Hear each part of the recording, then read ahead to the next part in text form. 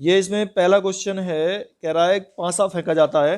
जब पासा फेंकते हैं तो उस पर संख्याएं क्या क्या आती हैं? 1 2 3 4 5 6, ठीक है। इसने कहा है कि पीई जो एक घटना है वो इस तरीके की है, पीई कि पासे पर संख्या 4 दर्शाता है, पासे पर आती है संख्या 4, तो पीई जो है वो 4 है, ठीक है। फिर कहता है कि संख्या एफ जो है पासे पर सम संख्या दर्शाता है, इवन नंबर्स सम संख्याएं कौन कौन सी होती हैं? 2 4 और 6, ठीक है, ये संख्याएं हैं। तो हमें ये देखनी है कि क्या ये म्यूचुअली एक्सक्लूसिव परस्पर अपवर्जी घटना है। परस्पर अपवर्जी किन्हें कहते हैं? कि अगर इनमें कॉमन ना मिलता हो तो वो होती हैं परस्पर अपवर्जी घटनाएं, ठीक है। इसमें कॉमन तो ये मिल रहा है, तो ये परस्पर अपवर्जी घटना नहीं है, ठीक है ना, परस्पर अपवर्जी घटना नहीं है, ये लिख देंगे। अगर इसमें कॉमन नहीं मिलता तो अपवर्जी घटना होती, और अगर मिल रहा है तो परस्पर अपवर्जी घटना नहीं है। अपवर्जी का मतलब अलग अलग से है, ठीक है ना। तो देखो ये सेकंड क्वेश्चन में कहता है एक पासा फेंका जाता है, डाइस जो है, और ए जो घटना है संख्या 7 से कम है, ठीक है। ए घटना ये कह रहा है 7 से कम, तो 7 से कम कौन से होंगे? सारे 7 से कम ही होते हैं, तो 1 2 3 और 4 5 6 सारे 7 से कम है। फिर सेकंड, ये तो फर्स्ट था, सेकंड में कह रहा है ये बी संख्या 7 से बड़ी है, तो 7 से बड़ी कौन कौन सी होती है बताओ? कोई नहीं होती, ठीक है ना, 7 से बड़ी तो कोई आती नहीं है, तो ये एम्प्टी सेट होगा 5, ठीक है। तीसरा इसका पार्ट है, तीसरे में कहता है संख्या 3 का गुणज है, तो 3 का गुणज क्या होगा? 3 और 6, ये होंगे 2 एलिमेंट इसमें। फोर्थ में कह रहा है डी संख्या 4 से कम है, तो संख्या 4 से कम 1 2 3, ये संख्या 4 से कम हो जाएगी। भाई पासे पे तो 1 2 3 4 5 6 तक आती है बस। अच्छा ई में कह रहा है 4 से बड़ी, 4 से बड़ी यार सम संख्या है, तो 4 से बड़ी सम संख्या कौन सी होगी? 6, एक ही नंबर है ऐसा। फिर आगे कहता है एफ संख्या 3 से कम नहीं है, तो संख्या 3 से कम नहीं है, तो इसका मतलब 4 5 और 6 3 से कम नहीं है, तो ये हमारा हो गया इस तरीके से ये क्वेश्चन। अब इसके बाद और भी कुछ पूछ रहा है, ये कह रहा है ए यूनियन बी, तो ए और बी का यूनियन निकालना है, ठीक है। ए यूनियन बी निकालो, क्या होगा बताओ? ए यूनियन बी क्या होगा? ए और बी का यूनियन, अच्छा पी तो प्रोबेबिलिटी निकालते हैं, तो इसकी प्रोबेबिलिटी निकालो, इसलिए पी तो रहने दो, पी मत लिखो, ठीक है। अच्छा कौन से वाले में? 3 से कम नहीं है, चलो 3 भी हो सकता है इसमें, क्योंकि 3 से कम नहीं करा, तो 3 भी हो सकता है, ठीक है। अच्छा अब ए यूनियन बी, ए और बी का यूनियन निकालना है, दोनों को इकट्ठा करना है एक जगह पे, तो ए और बी का यूनियन क्या हो जाएगा? ये आएंगे बस, ए आ जाएगा पूरा, यानी कि 1 2 3 4 5 6,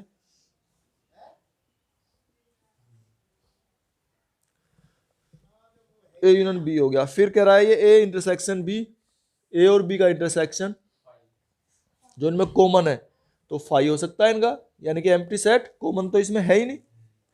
फिर कह रहा है ये बी यूनियन सी, बी और सी का यूनियन, ये बी है और ये सी है, तो यूनियन में तो 3 6 आ जाएंगे फिर ये, ठीक है। फिर ये आगे कहता है ई इंटरसेक्शन एफ, ई और एफ का इंटरसेक्शन, ई ये रहा और एफ ये रहा, इनका इंटरसेक्शन यानी कॉमन, इंटरसेक्शन का मतलब कॉमन, तो ये 6 है एलिमेंट, इंटरसेक्शन एफ निकल गया। फिर ये आगे कहता है D intersection E, D intersection E, D और ई का इंटरसेक्शन, इनमें जो दोनों में कॉमन है वो कुछ भी नहीं है कॉमन, तो क्या लिखेंगे इसे? 5, एम्प्टी सेट हो गया ये। आगे चलो ये कह रहा है ए डिफरेंस सी, ए में से सी घटाना है, ए डिफरेंस सी, देखो ए तो ये रहा और सी ये रहा, तो कॉमन एलिमेंट इसमें से जो कट सकते हैं उन्हें काट देते हैं, ये होता है डिफरेंस सी। तो 3 और 6 कट गए और बाकी क्या बचे हैं 1 2 और 4 5। ये मैंने आसान सा तरीका बता रखा है तुम्हें। ए डिफरेंस सी हो गया। फिर है डी डिफरेंस ई। डी और ई का डिफरेंस, डी एरा और ई एरा, इनका डिफरेंस निकालेंगे तो क्या निकलेगा, कुछ भी, इसमें तो कॉमन नहीं कट रहा, ठीक है ना। तो डी डिफरेंस ई, ठीक है ना, डी के सारे लिखे जाएंगे, ये तो कुछ कट नहीं रहा है इसमें, तो ये क्या जाएगा 1 2 3, डी डिफरेंस ई। फिर लिखते हैं ई इंटरसेक्शन एफ डैश। तो पहले एफ डैश निकाल कर रखो, ठीक है ना। एफ डैश तो तभी निकालेंगे जब ये, अब एफ डैश निकालो। एफ डैश का मतलब है कॉम्प्लीमेंट जो इसे पूरा करता हो। पूरा सेट था हमारा ये, तो इसे पूरा करने वाला क्या है बताओ, 1 2, तो ये हो गया हमारा एफ डैश, ठीक है। और अब इसका ई और एफ डैश का इंटरसेक्शन, ई तो ये है और इसका इंटरसेक्शन दोनों का, तो इनमें जो कॉमन एलिमेंट है वो निकालने हैं। ई इंटरसेक्शन एफ डैश, बताओ क्या होंगे 5। कोई भी कॉमन थोड़ी ना है इसमें, इसमें और इसमें कोई कॉमन नहीं है, ई और इसमें। अच्छा, फिर करा है एफ डैश। एफ डैश तो हमने निकाल दिया पहले ही, ये निकल रहा था एफ डैश 1 2, ठीक है। ये क्वेश्चन है, चलिए से। तो ये हमारे ए सेट है, इसमें दिया हुआ है प्राप्त संख्याओं का जोड़ 8 से अधिक। तो हमने ऐसे पेयर ले लिए जिनका जोड़ जो है वो 8 से अधिक है। बी में ले लिए किसी एक पर संख्या 2 प्रकट होती है, तो एक तो हमने ये लिखा है पहले वाले पे 2 है, और दूसरे में लिखा है कि दूसरे वाले पर 2 प्रकट हो रहा है, ये सब में इसमें। सी में कह रहा है कि योग 9 आना चाहिए इनका, नहीं वो 3 का गुणज और कम से कम 7 जोड़।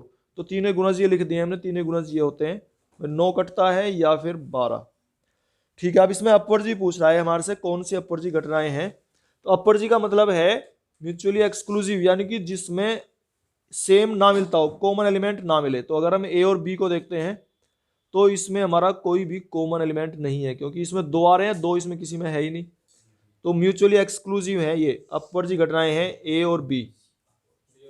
ए और बी का जो पेयर है ये अपवर्जी है, एक्सक्लूसिव। एक्सक्लूसिव का मतलब होता है, अच्छा। और बी और सी, बी और सी में देखते हैं तो इसमें भी कोई कॉमन नहीं है, तो बी और सी का जो पेयर है ये भी एक्सक्लूसिव ही है। एक्सक्लूसिव का मतलब होता है बिल्कुल अलग, तो बिल्कुल अलग है इसके एलिमेंट और इसके एलिमेंट बी और सी के। अच्छा, और अगर हम देखते हैं ए और सी, तो ए और सी में तो हमारे कॉमन मिल रहे हैं, यहाँ पे जैसे 3 6 है, इसमें 3 6 है, 6 3 है, 6 3 है, तो सेम मिल रहे हैं। एक्सक्लूसिव का मतलब होता है बिल्कुल अलग, तो बिल्कुल अलग तो ये है ही नहीं, जो सबसे अलग हटके हो। तो सबसे अलग हटके कहाँ है, तो सेम मिल रहे हैं। या अपवर्जी से हिंदी में लिखते हैं अपवर्जी, अपवर्जी घटनाएं, ठीक है। देखो देखो इसमें ये पहले कह रहा है घटना ए जो है वो 3 चित्त के लिए बात कर रहा है घटना ए। तो हम घटना ए को लिखेंगे, क्या हो जाएगी, हेड हेड और हेड, ये घटना ए है। फिर बी कह रहा है ये 2 चित्त और 1 पट, 2 चित्त और 1 पट, ऐसे भी तो हो सकते हैं, हेड टेल हेड, ऐसे भी हो सकते हैं टेल हेड हेड, ठीक है। और भी बन सकती है कोई संभावना है, 3 ही बनेंगे बस, ठीक है। ये होगी हमारी घटना बी। फिर है सी घटना में ये कहता है 3 पट, तो 3 पट तो केवल यही बन सकते हैं, ठीक है, सी हो गया। डी में क्या कह रहा है, पहले सिक्के पर चित्त, यानी कि हेड, तो पहले पर हेड, फिर टेल हेड आ सकता है, हेड टेल टेल आ सकता है। पहले पर हेड आना चाहिए, मतलब दूसरे को कैसे चेंज कर लो, हेड, फिर दूसरे पे भी हेड टेल आ सकता है, ठीक है। ट्रिपल हेड भी आ सकता है, पहले पर हेड आ गया, बाकी चाहे कुछ भी आ जाओ। और बताओ कुछ और भी आ सकता है भाई। पहले वाले को तो हम चेंज करेंगे नहीं, जैसे टेल हेड इधर कर दिया, फिर हेड टेल इधर कर दिया, tail tail H T H, तो ये आ रहा है, ठीक है ना, 4 ही बन सकते हैं ये। अच्छा अब ये कहता है, आगे देखो, इसमें आगे पढ़ते हैं, कौन सी घटनाएं परस्पर अपवर्जी हैं, यानी कि बिल्कुल अलग। तो जैसे अब हमने ए और बी की बात कर रहे हैं, देखो इसमें आ जाओ, पहले ए और बी की कंपेयर करते हैं। इसके जैसा तो कोई है ही नहीं इसमें, तो ए और बी अपवर्जी घटनाएं लिखेंगे हम। एक्सक्लूसिव इवेंट्स कौन कौन सी हैं, तो ए और बी है, ए और बी का पेयर अलग है बिल्कुल, या ए को अगर सी के साथ पेयर करें तो ये भी अलग है, ठीक है ना, ये भी ए और सी घटनाएं, ये भी परस्पर अपवर्जी घटनाएं हैं। फिर ए और डी में तो मिल रहा है, ठीक है ना, तो जब मिल रहा है तो इसमें हम क्या कहेंगे, ये मिश्रित घटनाएं हैं, मिक्स। मिक्स भी पूछा है ना, ये मिक्स इवेंट भी तो पूछ रहा है इसी में ही। तो मिक्स कौन कौन सी है, ए और,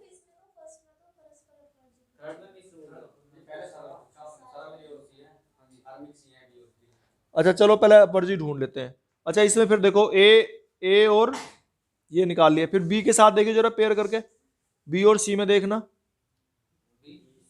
बी सी में भी कोई कॉमन नहीं मिल रहा, तो ये भी अपवर्जी है, ठीक है। सी और डी भी अपवर्जी है। तो इस तरह से हमने ये इसके पेयर बना लिए कि ये परस्पर अपवर्जी घटनाएं हैं, ठीक है। क्या ए और डी में तो मिल रहा था कॉमन। देखो सिंपल हमारी इवेंट्स हैं, सरल घटनाएं। सरल घटनाएं वो हैं जिनमें कोई भी मतलब अगर हेड फेंकते चले गए तो हेड हेड ही आते चले गए, तो सिंपल हमारी ए है और सी है, ये सिंपल घटनाएं हैं। मिक्स वो हैं जिसमें हेड टेल दोनों आ रहे हैं, तो बी है ऐसी और हमारी डी है ऐसी, बी और डी, ये हमारी मिक्स इवेंट्स हैं, मिश्रित घटनाएं।